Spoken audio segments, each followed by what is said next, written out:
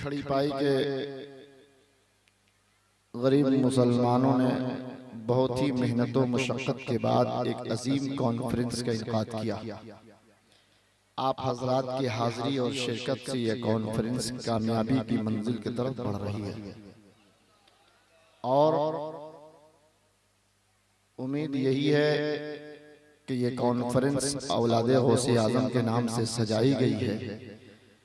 तो जो लोग भी इस कॉन्फ्रेंस में खुलूस और मोहब्बत के साथ आए हैं, यकीनन उनकी भी हाजिरी रब्बे कायनात कबूल फरमाएगा।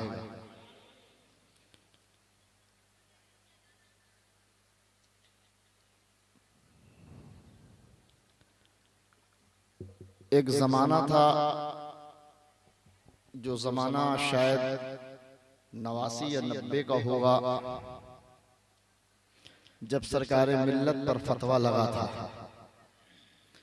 उस दौर में भी शहर शहर, कस्बा कस्बा, बस्ती बस्ती एक हंगामा बरपा था।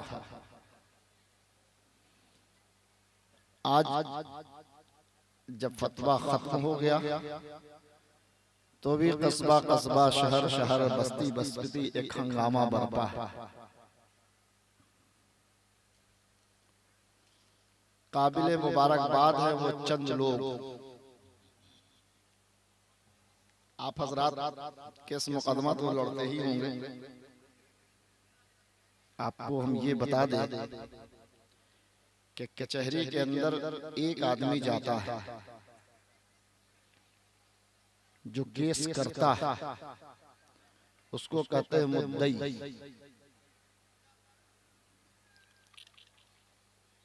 इंग्लिश में शायद उसको प्लेंटिफ कहते हैं और दूसरे को मुद्दाले कहा जाता है, जिसको शायद इंग्लिश में डिफेंडेंट कहते हैं। यानी कि अगर किसी ने किसी पर केस कर दिया तो आपको अपने दिफा के लिए, अपने बचाव के लिए, अपने आप को सच साबित करने के लिए कोर्ट में जाना पड़ेगा। अगर आप नहीं जाओगे तो आपके खिलाफ फैसला आ जाएगा। इसलिए कि जो कुर्सी पर जो जज बैठा हुआ है वो आपकी हैसियत को नहीं देखता है, आपके मर्तबे को नहीं देखता है, आपकी औकात को नहीं देखता है कि आप कितने बड़े जमींदार हो, आप कितने बड़े पैसे वाले हो, आप कितनी बड़ी ताकत के मालिक हो। और अब इन दो जब कचहरी और कोर्ट के अंदर जाते हैं तो इसमें सबसे अहम फैसला, इसमें सबसे अहम जो रोल अदा करता है, फैसला करवाने वाले में, चाहे केस करने वाला जीते या जिस पर केस किया जाए वो जीते, इसमें जो सबसे अहम रोल अदा करता है वो है गवाहान, जो गवाही देता है। जो गवाही देता है सबसे बड़ा रोल उसी का है। केस करने वाले ने केस कर दिया कि फला साहब ने मेरी मुर्गी चुरा लिया, फला साहब ने मेरे खेत को कब्जा कर लिया, मेरे जमीन को कब्जा कर लिया। कोर्ट के जो जज बैठे वो बोले गवाह पेश करो। अब ये गवाह अच्छे से गवाही दे तो फैसला हक में हो जाता है। और कोर्ट में अगर केस करने वाले के फेवर में अगर गवाही न गया तो जो अपोजिट पार्टी है वो कामयाब होता है। सरकार मिल्लत के ऊपर जिस जमाने में फतवा लगा, अब लगाने वाला कौन था, लगवाने वाला कौन था, वो तो बात खत्म हो गई। लेकिन अब इस जमाने में जब जालेसर की सरजमीन पर जब हिंदुस्तान के बड़े बड़े मुफ्तियाने किराम आए तो वो आकर जजमेंट करके, फैसला करके नहीं जाते जब तक कि उनके सामने गवाह पेश नहीं होता। जब तक उनके सामने गवाह पेश नहीं होता। और गवाही सिर्फ 5 आदमी ने दी, सिर्फ 5 आदमियों ने गवाही दिया। सरकारे मिल्लत के मुरीदों की तादाद लाखों में है, कितनी है? लाखों में है। लेकिन सरकार मिल्लत के हक में जो फैसला जालेसर की सरजमीन पर हुआ, ये 5 के वजह कर हुआ। अगर ये 5 गवाही न देते तो पैसा लगाने वाले का पैसा भी बेकार हो जाता, मेहनत करने वालों की मेहनत भी बेकार हो जाती, और जो हवाई जहाज पर बैठ बैठ कर जो हिंदुस्तान के मुफ्तियाने किराम आए थे, उनका आना भी बेकार हो जाता, उनका आना भी बेकार हो जाता। अब 5 गवाही जिनकी गुजरी, इनका एहसान तमाम सरकार मिल्लत के मुरीदों पर है। चूंकि पीर आपके हैं, गवाही 5 की नहीं होनी चाहिए थी, 5000 की होनी चाहिए। लेकिन 5 पहुंचकर गवाही जब दिए तो उसमें हाफिज गुलाम गौस साहब बालेसर के, उन्होंने गवाही दिया। हाफिज खुर्शीद साहब धामनगर शरीफ के, उन्होंने गवाही दिया। हाफिज नाफे साहब भद्रक के, नाफे या क्या नाम उनका, नाम मुझे सही पता नहीं,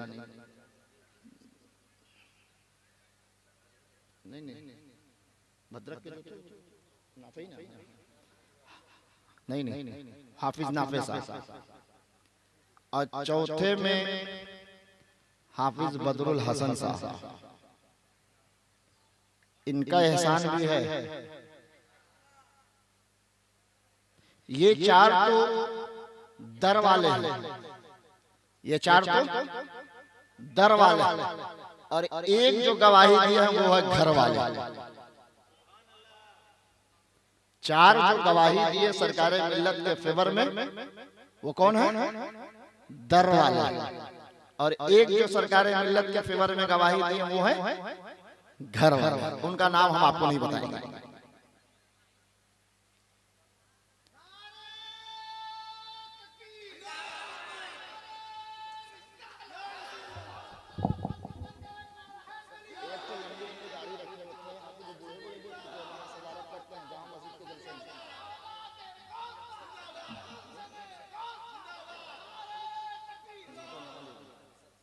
अच्छा ठीक।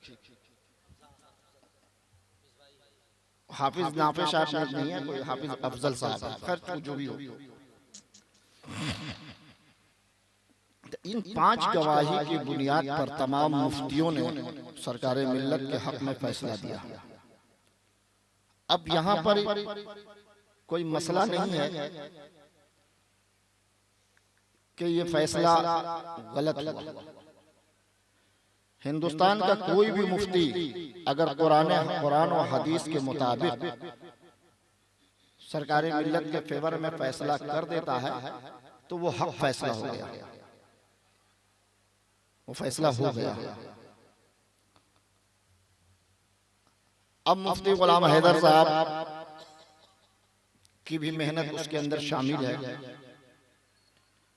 और आज के इस महंगाई के दौर में जनाब अब्दुल गनी साहब जिन्होंने बेइंतहा पैसा खर्च किया, फिरोज साहब, यकीनन इनकी भी बहुत बड़ी मेहनत है। आज के दौर में शायर को तो बहुत खुशी खुशी हम आप पैसा दे देते हैं, लेकिन इस काम के लिए हम और आप पैसा नहीं देते। यकीनन सारे लोगों की मेहनत है। अब दूसरी तरफ आइए कि हिंदुस्तान में कितने बिरादरी के लोग हैं, कितने बिरादरी के लोग, बिरादरी समझते हैं ना? मेरी समझ में आता है 4-5 बिरादरी, 6 बिरादरी मेरी समझ में आता है। सैयद साहब, शेख साहब, खान साहब, कसाब साहब, मंसूरी साहब, अंसारी साहब, है ना? ये 8-10 बिरादरी के लोग रहते हैं। इसमें सबसे कमजोर जो बिरादरी है वो सैयद की बिरादरी है, सादात की बिरादरी। जो चाहता है जबान खोल देता है, जो चाहता है जबान खोल देता है। अभी बिहार में एक मौलाना साहब ने कहा कि ये दर वाले और घर वाले क्या होता है, ये दर वाले और घर वाले क्या होता है, ये तो जुमला है।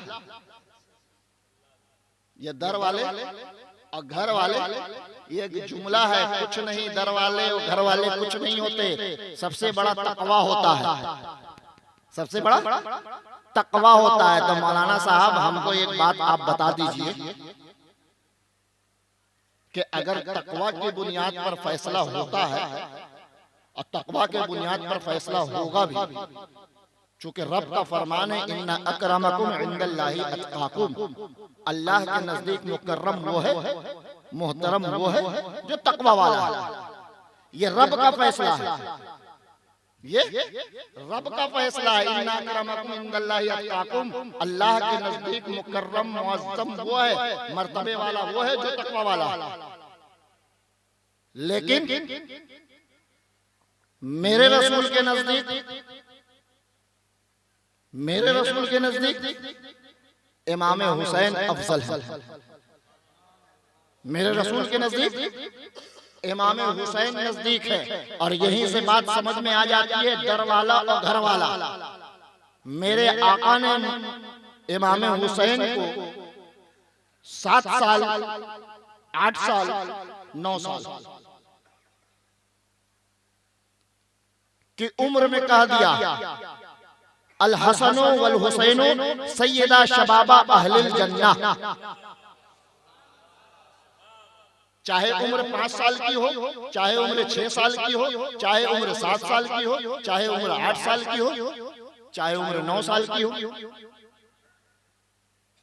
अल्लाह के रसूल इस दुनिया से चले गए।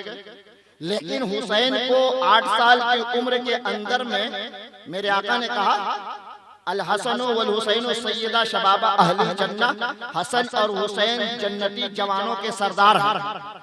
ये जन्नती जवानों के सरदार इमाम हुसैन तकवा की बुनियाद पर बने, इबादत की बुनियाद पर बने, रियाजत की बुनियाद पर बने, जंग लड़ने की बुनियाद पर बने, तलवार उठाने की बुनियाद पर बने नहीं, घर वाले थे इसलिए बने। इमाम हुसैन घर वाले थे, इसीलिए मेरे आका ने कह दिया कि हुसैन और हसन जन्नती जवानों के सरदार हैं। मेरे आका ने हुसैन के तकवा को नहीं देखा, मेरे रसूल ने हुसैन की इबादत को नहीं देखा, मेरे आका ने हुसैन की रियासत को नहीं देखा, मेरे आका ने हुसैन की तस्बीह और तहलील को नहीं देखा। सिर्फ ये देखा कि हुसैन मेरा घर वाला है तो जन्नत का सरदार बना। फर्क तो मेरे रसूल बता कर गए हैं, फर्क तो मेरे रसूल बता कर गए हैं कि घर वाला अलग होता है, दर वाला अलग होता है। जो घर वाले का मर्तबा है वो दर वाले का मर्तबा नहीं हो सकता। आपके घर में भी तो ऐसा होता है, आपके घर में भी ऐसा होता है। दामाद आता है तो घर के सबसे अच्छे खूबसूरत रूम में उसको सुलाया जाता है। दामाद आता है घर में ना, तो जो घर का सबसे अच्छा रूम होता है, अगर मई जून के महीने में आएगा, घर में एक ही रूम में अगर एसी लगा होगा तो वो दामाद को मिलता है। वो किसको मिलता है रूम? दामाद को मिलता है। और अगर मेहमान आ जाता है तो उसको बाहर सुलाया जाता है, उसको बाहर वाले रूम में सुलाया जाता है। अब उस घर वाले से हम पूछते हैं ये दामाद को एसी रूम में सुला रहे हो और मेहमान को बाहर सुला रहे हो, क्या बात है? तो वो बोलेगा ये घर वाले हैं, वो दर वाले हैं। वो घर वाला क्या बोलेगा? ये मेरे घर वाले हैं, ये मेरे बेटी का शौहर है, ये मेरे बेटी का सरताज है, ये मेरे बेटी का शरीक हयात है, ये मेरे बेटी के जिंदगी का साथी है, ये घर वाला है। और वो दर वाले हैं, वो बिरादरी है, वो मोहल्ले वाले हैं। तो बात तो समझ में आ गई कि हमारे और आपके यहाँ भी चलता है दर वाला और घर वाला। जो घर वाला होता है वो घर में सोता है, जो दर वाला होता है वो बाहर सोता है। अब नबी की बारगाह में आओ, रसूल की बारगाह में आओ। अल्लाह के प्यारे रसूल सल्लल्लाहु ताला अलैहि वसल्लम बुलाया, अली इधर आओ, फातिमा इधर आओ। मेरे आका लेट गए, मेरे आका लेट गए। अली के दाहिने हाथ को, अली के दाहिने हाथ को मुस्तफा ने अपने सीने मुबारक पर रखा। अली के दाहिने हाथ को मुस्तफा ने अपने सीने मुबारक पर रखा, बीच में आका लेटे हुए हैं, दाहिने तरफ अली लेटे हुए हैं, बाएं तरफ फातिमा तो ज़हरा लेटी हुई है। अली का दाहिना हाथ मुस्तफा के सीने पर, मुस्तफा के सीने मुबारक पर, फातिमा का बायां हाथ मेरे अली के हाथ पर, फातिमा का बायां हाथ मेरे अली के हाथ पर, मुस्तफा का दायां हाथ फातिमा के हाथ पर, मुस्तफा का दायां हाथ फातिमा के हाथ पर। अब मेरे आका ने कहा परवरदिगार आलम ये मेरे घर वाले हैं, परवरदिगार आलम ये मेरे घर वाले हैं, इन्हें कबूल कर लेना। तारीख में ऐसा कोई वाकया है लिखा हुआ, तारीख में ऐसा कोई वाकया है लिखा हुआ जो मुस्तफा किसी भी सहाबी रसूल को अपने बगल में लिटाकर और उनके हाथ को अपने सीने पर रखकर और अपना हाथ उस सहाबी रसूल के हाथ पर रखकर कभी कहा हो कि परवरदिगार आलम ये मेरे घर वाले हैं, ये कबूल कर लेना? कभी नहीं कहा मेरे मुस्तफा ने। तब मेरे मुस्तफा ने बता दिया कि ये घर वाले हैं, अली घर वाले हैं, फातिमा घर वाली है, हसन घर वाले हैं, हुसैन घर वाले हैं। मेरे आका यहीं तक नहीं, यहीं तक नहीं, दुनिया वालों को यहाँ तक बता दिया मेरे आका बाहर से आ रहे हैं, बाहर से आ रहे हैं, अपने कांधे मुबारक पर एक शाल लटका हुआ है, जो शाल का नीचे वाला सिरा जमीन को झाड़ू की तरह रगड़ते हुए मेरे आका घर में आते हैं और आकर इरशाद फरमाते हैं अली कहाँ हो? अली हाजिर होते, उस चादर मुबारक के अंदर अली को छुपा लेते। फातिमा कहाँ हो? उस फातिमा को बुलाकर चादर के अंदर छुपा लेते हैं। हसन कहाँ हो? हसन को बुलाकर चादर में छुपा लेते हैं। हुसैन कहाँ हो? बुलाकर उस चादर के अंदर छुपा लेते हैं। सरकार उस चादर से अपने आप को छुपा लेते हैं, फातिमा को छुपा लेते हैं, अली को छुपा लेते हैं, हसन को छुपा लेते हैं, हुसैन को छुपा लेते हैं। अर्ज करते हैं परवरदिगार आलम ये मेरी अहले बैत है, मैं इनसे मोहब्बत करता हूँ, मौला तू भी इनसे मोहब्बत कर। उस्माने गनी, उस्माने गनी भी मेरे आका के दामाद हैं और एक बेटी नहीं दो बेटियों के वो शौहर है मेरे आका के। लेकिन कभी चादर से हजरत उस्माने गनी को मेरे आका ने छुपाया नहीं। क्यों? इसलिए कि ये पूरा खानदान मेरे रसूल का घर वाला है। उस्मान घर वाले नहीं थे, उस्मान डर वाले हैं। इसलिए कभी भी हजरत उस्मान को मेरे आका ने अपने बगल में सुलाकर उनके हाथ को अपने सीने पर नहीं रखा। दामाद है, दामाद अली भी है, दामाद अली भी है, दामाद हजरत उस्मान भी है, लेकिन अली सिर्फ दामाद नहीं है, अली अली मेरे मुस्तफा के रिश्तेदार भी है, अली मेरे मुस्तफा के भाई भी है और मेरे अली मुस्तफा का खून अली का खून एक है। इसलिए अली को बगल में लेटाकर कहा कि ये मेरे घर वाले हैं। सुभान अल्लाह, सुभान अल्लाह, या रसूल अल्लाह। अब रही बात कि सादात को अभी हर लोग दबा रहे हैं, सादात को हर लोग दबा रहे हैं, जिसको जो समझ में आ रहा है बोल रहे हैं, बोलने दो। ये कमजोर जात है, ये कमजोर कुंबा है। ये अली के दौर में होते तो किसी की गर्दन न बचती, लेकिन इस दौर में है कि जो चाहो बोलकर निकल जाओ। घर वाले और दर वाले में कोई फर्क नहीं है, बोल के चले जाओ। सैयदों पर अंगली उठाकर चले जाओ, सैयदों के खिलाफ बोलकर चले जाओ, कोई बात नहीं है, चले जाओ। क्योंकि ये घराना साबिर घराना, ये घराना साबिर घराना। साबिर कहते हैं सब्र करने वाले को, साबिर कहते हैं सब्र करने वाले को, और शाकिर कहते हैं शुक्र अदा करने वाले को। अगर आज रात में किसी को खाना ना मिला और वो सो गया तो उसको साबिर बोलेंगे, उसको साबिर बोलेंगे, सब्र करके सो गया। और आज रात में किसी को अच्छा खाना मिल गया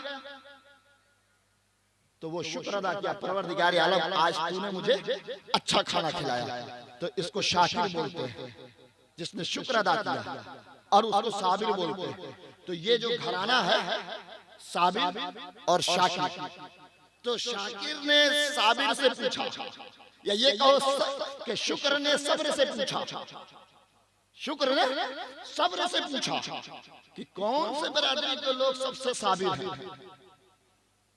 शुक्र ने सब्र से पूछा कौन सी बरादरी के लोग सबसे साबिर हैं।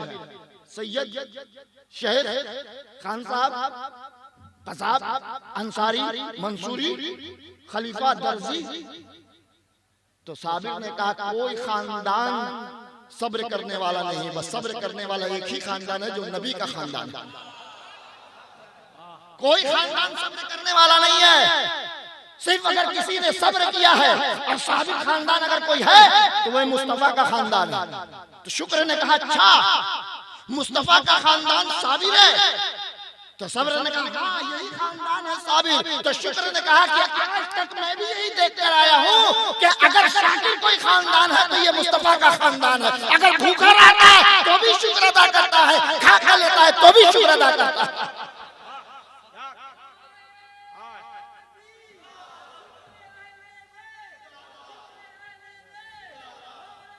भूखा रहकर भी यही खानदान शुक्र अदा करता है और खाने के बाद भी यही शुक्र अदा करता है। मैंने भी अगर कोई खानदान को देखा है शुक्र अदा करते हुए तो ये मुस्तफा के खानदान को देखा है। लेकिन आज उस खानदान के खिलाफ आवाजें उठ रही हैं। उठने दो मुसलमानों, याद रखो मेरे आका ने कहा हुज़ैफा तुम्हें मैं चंद लोगों का नाम बता दूं, चंद लोगों का नाम बता दूं जो मुनाफिक है। हजरत हुज़ैफा ने कहा या रसूल अल्लाह बता दीजिए कौन मुनाफिक है। मेरे आका ने 12 मुनाफिकों का नाम बताया। कितने मुनाफिकों का नाम बताया? 12 मुनाफिकों का नाम बताया। कहा हुज़ैफा ये मुनाफिक हैं, लेकिन याद रखना हुज़ैफा ये नाम किसी को नहीं बताना। मैंने तुमको बता दिया है कि ये लोग मुनाफिक हैं, लेकिन तुम किसी को ना बताना। वादा करो। हज़रत हुज़ैफा ने कहा या रसूल अल्लाह रूह निकल जाएगी, जान चली जाएगी, लेकिन हुज़ैफा की ज़बान पर मुनाफिकों का नाम नहीं आएगा। पूरे मक्के में शोहरत हो गई, पूरे मदीने में शोहरत हो गई कि रसूल अल्लाह ने हज़रत हुज़ैफा यमानी रज़ी अल्लाह तआला अन्हु को 12 मुनाफिकों का नाम बताया है। अब वो मुनाफिक कौन है? अब पूरे मक्के में 12 मुनाफिकों का नाम मेरे आका ने हज़रत हुज़ैफा को बताया है। बड़े बड़े सहाबा कांप गए, बड़े बड़े सहाबा थर्रा गए कि रसूल अल्लाह ने किसका नाम मुनाफिकों में बताया है। लोग आकर हज़रत हुज़ैफा से बार-बार परेशान कर रहे हैं बता दो कौन कौन मुनाफिक है। हज़रत हुज़ैफा ने कहा कि अगर गर्दन को तलवार से उड़ा दोगे तो हुज़ैफा नाम नहीं बताएगा, इसलिए कि रसूल अल्लाह ने वादा किया। अबू बकर परेशान है, हजरत उमर परेशान है, तमाम सहाबा परेशान है कि मुनाफिकों का नाम पता चल जाता, ऐसा ना हो कि मेरा नाम मुनाफिक में हो। हजरत उमर रज़ी अल्लाह तआला अन्हु आए, कहा हुज़ैफा इधर आओ। हजरत हुज़ैफा रज़ी अल्लाह तआला अन्हु हजरत उमर के करीब गए। कहा हुज़ैफा मुझे मालूम है कि तुम 12 मुनाफिकों का नाम नहीं बताओगे, इसलिए कि रसूल अल्लाह ने मना किया, लेकिन इतना तो बता सकते हो, इतना तो कर सकते हो कि उन 12 मुनाफिकों में मेरा नाम है कि नहीं। कौन कह रहा है? खलीफतुल मुस्लिमीन हज़रत उमर रज़ी अल्लाह तआला अन्हु कह रहे कि हुज़ैफा मुझे मालूम है कि तुम उन 12 मुनाफिकों का नाम नहीं बताओगे, लेकिन इतना तो बता दो कि उन 12 में उमर का नाम है कि नहीं। तो हज़रत हुज़ैफा ने कहा कि उमर उन 12 मुनाफिकों में तुम्हारा नाम नहीं है। अब जरा सोचो वो 12 मुनाफिकों की औलाद बढ़ी कि नहीं बढ़ी? जब करबला में एक ज़ैनुल आबिदीन बचे तो इतने सादात हैं पूरे दुनिया में जिनकी गिनती और तादाद आप लगा नहीं सकते। तो 12 मुनाफिकों की औलाद कितनी होगी? 12 मुनाफिकों की औलाद कितनी होगी?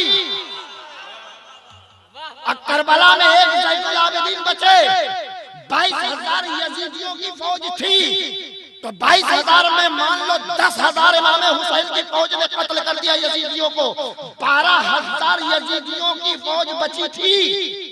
उनकी औलाद कहाँ गई? उनकी औलाद कहाँ गई? तो पता चला कि इसी सरजमीन पर खानदान मुस्तफा भी है और उन मुनाफिकों की औलाद भी है और उन यजीदियों की औलाद भी इसी खानदान इसी हिंदुस्तान के अंदर है। लेकिन फर्क यह है कि खानदान मुस्तफा का सर ऊंचा है, खानदान मुस्तफा का सर ऊंचा है। हमने इस्लाम की खातिर बच्चों को कत्ल कर दिया, हमने इस्लाम की हिफाजत की खातिर असगर को कत्ल करवा दिया, हमने कुरान की हिफाजत के लिए अकबर को कत्ल करवा दिया। पता क्या चला कि करबला के मैदान में खानदान मुस्तफा इस्लाम की बुलंदी के लिए, इस्लाम की हक़ानियत के लिए, कुरान की हिफाजत के लिए, इस्लाम के झंडे को बुलंद रखने के लिए कुर्बान हो गया। तो आज सैयदों का सर फख्र से ऊंचा है कि हम कुर्बानी देने वाले हैं, हम इस्लाम की हिफाजत करने वाले हैं, हम इस्लाम के झंडे को बुलंद करने वाले हैं। लेकिन वो यजीदी जो यजीदी की औलाद है वो कभी न बोलेगा कि हम हुसैन के मारने वालों की औलाद है, वो कभी न बोलेगा कि हम अकबर के मारने वालों के खानदान से मेरा रिश्ता है। वो मुनाफिक कभी न बोलेगा कि हम 12 मुनाफिकों के खानदान वालों से, इसलिए कि उसने इस्लाम को खत्म करने की साजिश की है, उसने इस्लाम के खिलाफ तलवारें उठाई है, इसलिए वो हमें से नजरें नहीं मिला सकता। वो अपने आप नहीं बता सकता कि हम यजीदी खानदान से हैं, वरना ये हुसैन उसकी गर्दन को उतार देंगे। वो अपने आप को नहीं बताएगा कि हम मुनाफिकों के खानदान से, वरना हुसैन उनकी गर्दन को उतार देंगे। तो आप कहोगे कि कैसे पता चलेगा कि यजीदी खानदान का, कैसे पता चलेगा ये मुनाफिक खानदान का? तो जो इमाम हुसैन के खानदान वालों के खिलाफ जबान खोले, जो इमाम हुसैन के खानदान वालों के खिलाफ जबान खोले, समझ जाओ यजीदी है। इसलिए कि यजीदी ने इमाम हुसैन के खिलाफ जबान खोला, यजीदियों ने खानदान मुस्तफा के खिलाफ जबान खोला। तो आज के दौर में अगर कोई भी खानदान मुस्तफा के खिलाफ आवाज उठाता है, समझ जाओ इसका रिश्ता यजीदियों से है, इसकी बिरादरी यजीदियों से है। और अगर कोई मुनाफिकत करे, एक तरफ सैयदों की तारीफ भी करे, दूसरी तरफ सैयदों की बेइज्जती भी करे, तो समझ जाओ ये मुनाफिकों के खानदान से है। फिर समझ जाओ ये मुनाफिकों के खानदान से है। जरूरत पड़ती है तो सैयदों की तारीफ कर देता है, और मौका देखते ही सैयदों की तजलील करना शुरू कर देता है, सैयदों की ताज़ीम छोड़कर भूल जाता है और बेइज्जती करना शुरू कर देता है, सैयदों को नजरों से गिराना शुरू